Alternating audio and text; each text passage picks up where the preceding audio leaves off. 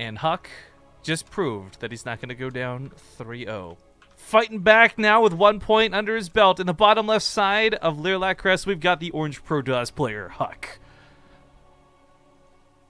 In the top right, as the teal Zerg, he is Hydra. Oops, clicking in the middle of the map. And in the top left... Top left, there is a base that players could take later on, depending how far the game goes. Maybe, perhaps. Mayhaps be. But of course, for those joining us, this tournament is made possible by Ting, and we're really glad that they're helping us get such awesome games like that last game. I'm sitting there just like the whole time towards the end of it, but I don't know. We'll see how he does. I'm not sure if he'll be able to pull off that same. I hesitate to call it a lucky victory because again, it wasn't the end game that won HuK that game. It really was his early game that got him ahead, but fumbling and falling all over the place in the end game. Yeah, it was also like Hydra did take some really nasty disruptor shots. So either it was because he was already flustered from the early game having to deal with the adepts and the DTs and just never really had it all under control, or maybe he actually isn't that good at splitting against disruptors. I wonder if HuK would try and take advantage of it again. What also played into that game going the way it did was the fact that Hydra expanded towards HuK. Unfortunately, it was those horizontal spawns. He didn't want to be Blink Stalker all in, but he did increase the likelihood that, you know, he wouldn't have the chance to breathe after an attack, which, you know, Ruins of Saras, diagonal, he would have plenty of time to calm down after the Adept attack. God. Yeah. Oops, production tab, please, thank you. Because I know how to observe. I really want to see that aggression though, because I feel like anytime we've seen HuK do well in any matchup of StarCraft 2, whether it was recent, whether it was HOTS, I feel like it is his aggressive moves that tend to make him look the best. Whether it's Blink Stalkers, Adepts Visiting, Glaives, you name it. And I can't say that Hydra's always going to fall susceptible to those moves, but maybe if he had tried that more in like Game 1 and Game 2, he wouldn't have found himself in such a desperate and dire situation. I think more important than aggressiveness, DTs seem to be the magic. Okay? Well, DTs worked against Masa, they worked against Hydra. That in our random versus random tournament recently proved to us just how bad pro gamers in general are at dealing with DTs. Oh god, that was so bad. But yes, exactly. So I'm kidding, but it's something that HuK did use twice in a row versus Masa, so to use it twice against Hydra would not be out of the question at all. Now he goes for Stargate instead, so not so sure about those DTs anymore. He's also going to wall off, because Lilac Crest is the new Lilac Crest. It's already walled off on the other side, but Hydra could always break those rocks. You know what would be cool? Like, Adepts...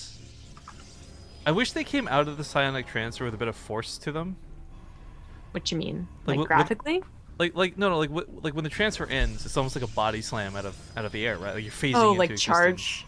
Yeah, so maybe not like damage like charge or something, but something cool like a small knockback would be like actually really cool to see. Yeah, because Adept Shades need to be buffed. Okay, I wasn't saying this this is like riff logic time, okay? Like we're not actually talking about an 8 roach totem pole here. I was just saying it'd be cool to see. I am offended that you think that I would think Adepts need to be buffed. How dare you? Madam, you forget your place. Oh, but I get what you mean. Just like the roach totem pole.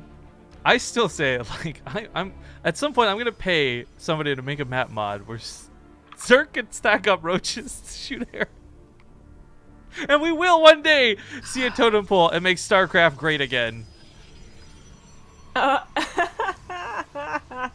Instead of a wall, it's a totem pole. You can just go around it, risking. Oh my god! If you had 4 of them in a row, you'd have a roach wall. There you go. Oh my god.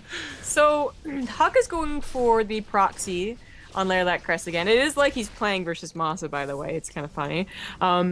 And Hydra is going for a Baneling Nest. Oh. Oh. So this might seem a little bit weird, but with the amount of Adepts that have been coming into play, I actually really like this move. We've seen TLO and some others also pulling similar tactics off.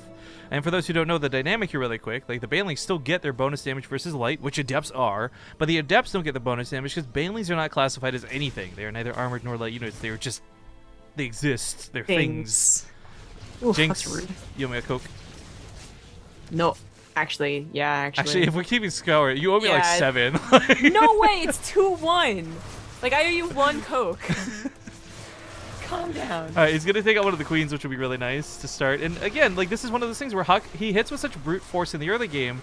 It's not that Hydra is bad. He just actually doesn't have enough to deal with it unless you've gone for something really cheesy or just abrasive himself. But splitting up the adepts is really nice.